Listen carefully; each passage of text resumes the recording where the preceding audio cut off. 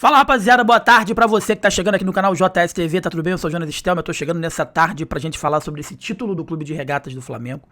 É um título extremamente emocionante.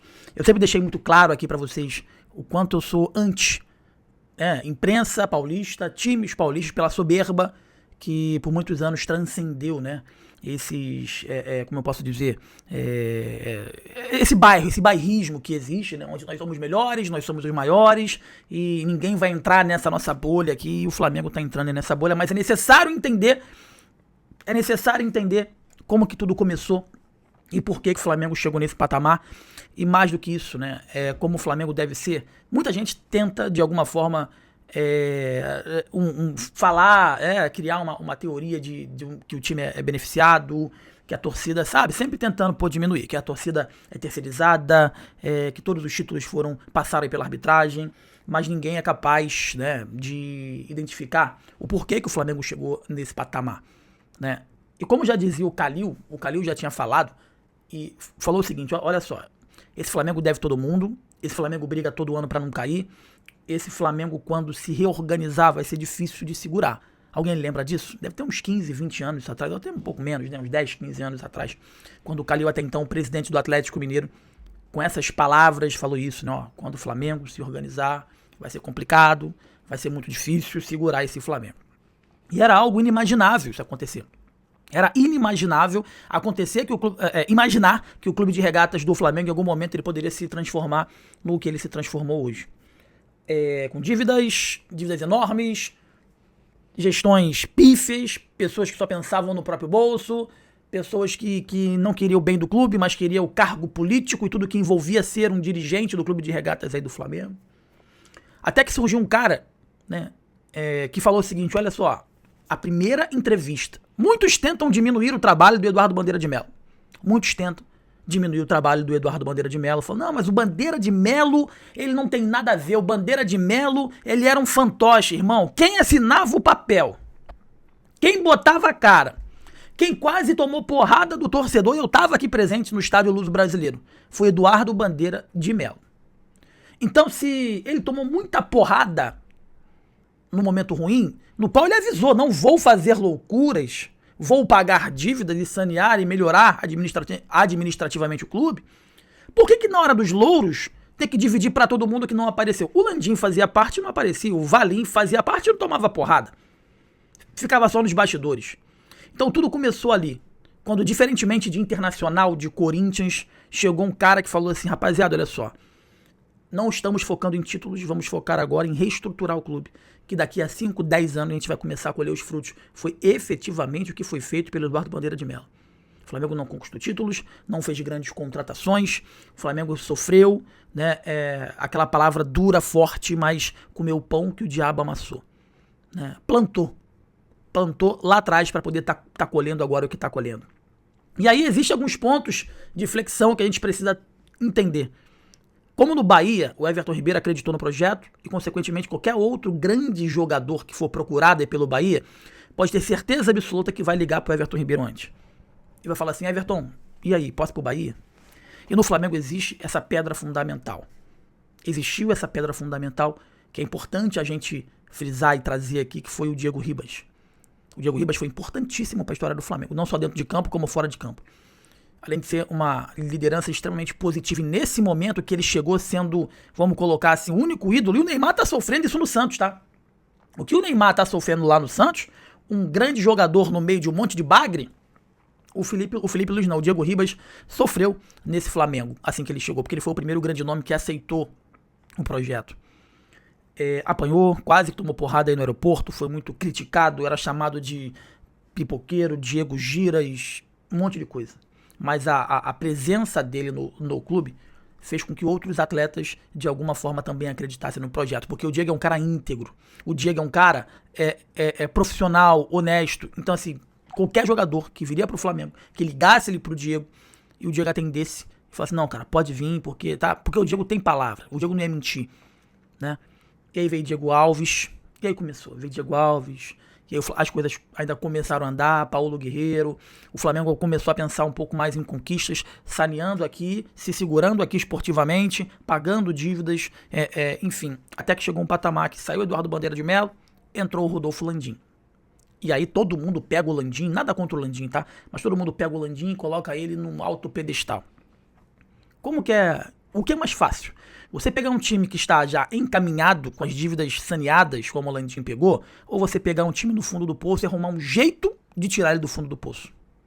O que seria mais fácil? Você pegar, empurrar um carro, que já está embalado na pista, no asfalto, ou o carro está atolado e você desatolar um carro que está na areia? O Eduardo Bandeira de Melo desatolou o Flamengo e o Landim deu tranco. Tem seus méritos também. Porque ele poderia ter colocado tudo a perder, ele poderia ter cagado todo o trabalho que foi feito. Isso acontece muito na política. Chega um político bem intencionado, faz um excelente trabalho, e chega outro que vai assumir e faz um monte de merda. Isso acontece constantemente. Né? Mas o Landim deu prosseguimento, com a sua experiência administrativa, fez com que o Flamengo ele continuasse crescendo e crescendo e crescendo. Né? A receita grandiosa, patrocínios grandiosos. A galera fala muito das cotas de televisão, mas vocês podem ter certeza absoluta que as cotas é uma fatia muito pequena do todo que o Flamengo consegue adquirir como receita, com patrocínio, com renda, sabe? E aí vieram outros jogadores, e 2019 chegou com o Jorge Jesus, que foi... pegam, né, o Jorge Jesus como um grande acerto, uma grande virada, e foi uma virada histórica para o Flamengo, mas a chegada do Jorge Jesus não foi nada trabalhada, não foi nada premeditada, não foi nada estudada. Simplesmente tinha um Abel Braga, foi demitido, o Flamengo teve que procurar o treinador. O Jorge Jesus estava sem mercado, ele quase foi pro Atlético Mineiro, quase foi pro Vasco da Gama, ele acabou indo pro Flamengo. E aí parece que abriu um portal, né? Parece que Deus olhou e falou assim, cara, eles plantaram, né? Eles plantaram lá atrás, agora eles precisam começar a colher. E em 2019, ainda tinha dívida, as coisas foram sendo pagas e o Flamengo esportivamente foi se tornando grande. Eu lembro, lá no Seleção Sport TV, o Flamengo não é copeiro. A partir daquele momento o Flamengo ganhou 2019, ganhou o Campeonato Brasileiro e foi crescendo, foi trazendo outros jogadores. E é como se fosse um ciclo vicioso. Grandes atletas chamam outros grandes atletas. Antigamente, outrora, ninguém queria vir pro Flamengo. Eu sempre falo o seguinte, o Juan, ex-zagueiro do Flamengo, que hoje está na Seleção Brasileira, também foi dirigente do Flamengo, quando voltou pro Brasil da Roma, ele escolheu ir pro Internacional de Porto Alegre. O Adriano Imperador, quando voltou em um determinado tempo, ele voltou, se não me engano, foi pro São Paulo, depois passou aí pelo Corinthians, Atlético Paranaense, enfim. Então, assim, devido à questão financeira e estabilidade, grandes atletas não quiseram vir pro Flamengo. O Júlio César, ele voltou com quase 40 anos para jogar o seu último ano, ainda foi importante nessa volta dele também.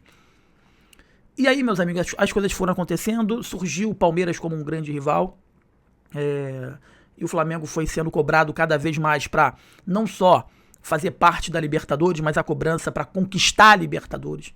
Hoje o torcedor não admite mais segunda colocação, não admite mais vice-campeonato. O Flamengo hoje do Jorge Jesus, do Felipe Luiz, é obrigado a conquistar os títulos. É uma cobrança enorme, constante. Vide esse ano, né? O Flamengo vice-líder, até então, né? Era vice-líder do campeonato, muito criticado. O Felipe Luiz sendo muito criticado, inclusive por mim. Porque minhas críticas ao Felipe Luiz não é porque ele é um treinador ruim, porque ele é burro, negativo, é porque ele é teimoso muitas das vezes. E todo treinador ele tem um pouco de teimosia, né? Mas que nitidamente ele tem uma identidade rubro-negra.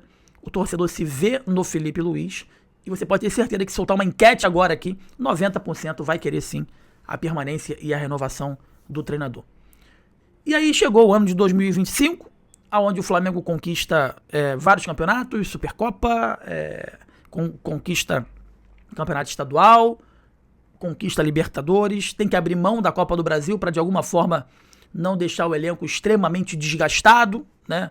E depois houve essa mudança, porque se não houvesse essa mudança, tenho certeza que o Flamengo também estaria na final da Copa do Brasil agora no final do ano, porque o Flamengo abriu mão, porque a Copa do Brasil ia ficar no meio do Brasileiro e da Libertadores, que são as prioridades.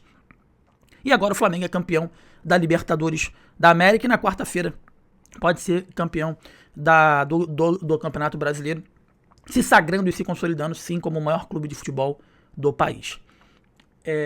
O que eu faria se eu fosse um dirigente de outros grandes clubes, como Bahia, Até o próprio Remo, que subiu pra Série A. Eu não ia querer menosprezar o Flamengo. Eu queria entender o que o Flamengo fez. Porque o Flamengo, ele se tornou essa potência hoje por muito mérito do próprio Flamengo e sem ter se tornado SAF. Apesar do Landim ter feito um esforço enorme para transformar o Flamengo em SAF, a torcida não deixou que isso acontecesse. E hoje o Flamengo é a maior potência do futebol brasileiro sem ter vendido 1% da sua fatia. E a tendência, meus amigos, é que as coisas vão evoluindo cada vez mais, porque dinheiro chama dinheiro, grande jogador chama grande jogador, e consequentemente o Flamengo vai se afastando cada vez mais. Do Rio de Janeiro o Flamengo está extremamente afastado.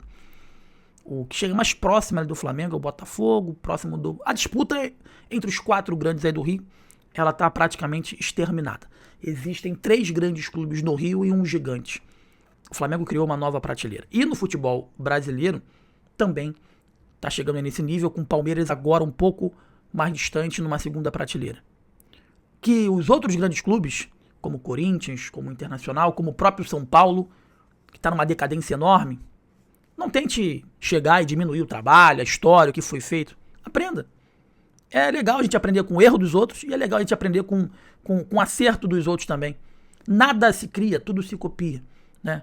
Não é interessante para o futebol brasileiro, não é interessante para a competição ter um time mandando em tudo, né? Para o torcedor, evidentemente que é. O torcedor tá tudo lindo, né? Mas o que o Flamengo fez, para você que tenta diminuir o mérito, diminuir o feito do clube de regatas aí do Flamengo, o Flamengo escolheu o caminho mais difícil, mas o caminho que te dá mais consolidação, né? Porque tem clubes que tá com a SAF. O Atlético Mineiro tá com SAF devendo meio mundo. O Vasco da Gama entrou numa barca furada enorme na SAF. O Botafogo do Texto até ganhou Libertadores e Brasileiro, mas agora se embolou num bololô administrativo que ninguém entende. O Flamengo, ele escolheu o caminho mais tortuoso, mais complexo, mais difícil e mais demorado, mas mais estabilizado. Então vai ser cada vez mais difícil encostar e segurar. Lógico, o Flamengo não vai ganhar tudo sempre, não vai ganhar Libertadores sempre, não vai ganhar o Campeonato Brasileiro sempre, mas basta você ver os últimos anos. O Flamengo, nesse patamar, é um clube que está brigando por todas as competições. E cada vez que vai passando, a gente vendo as administrações de Corinthians, de São Paulo, de Vasco da Gama, a gente percebe que se o Flamengo seguir nessa toada, vai ser muito difícil o Flamengo não conquistar um título importante todos os anos, em toda a temporada. Nesse momento, a torcida do Flamengo faz uma festa espetacular no Rio de Janeiro, e até isso tentam criminalizar. O Aeroflá, tentam diminuir. E é assim que funciona. Aqui no Rio de Janeiro, né? Lá em São Paulo, eles não têm como mais debater em nada. E assim, eles tentam diminuir em coisas supérfluas, como o Aeroflá, porque o carioca não trabalha, o paulista trabalha. Aqui no Rio, o único discurso ainda que cabe, né? Porque no Rio de Janeiro ninguém senta mais à mesma mesa do Flamengo. O Flamengo não senta mais para conversar com ninguém. E aí, quando você perde no argumento, você tenta ganhar no grito. E o único grito que ainda ecoa, mas eu tenho estádio. Mas eu tenho estádio. É engraçado que o Vasco tem estádio, mas quando tem que botar um grande público, ele pede o Maracanã emprestado. Parabéns ao Clube de Regatas do Flamengo por mais esse título. E você que tá puto, que tá aborrecido, que tá chateado, não fica aborrecido hoje não, cara. Junta todos os aborrecimentos, né? E se aborrece de uma vez só na quarta-feira, porque o Flamengo tem tudo para ser campeão brasileiro dentro do Maracanã, menos de uma semana após ser campeão da Libertadores da América nessa partida contra a equipe do Ceará.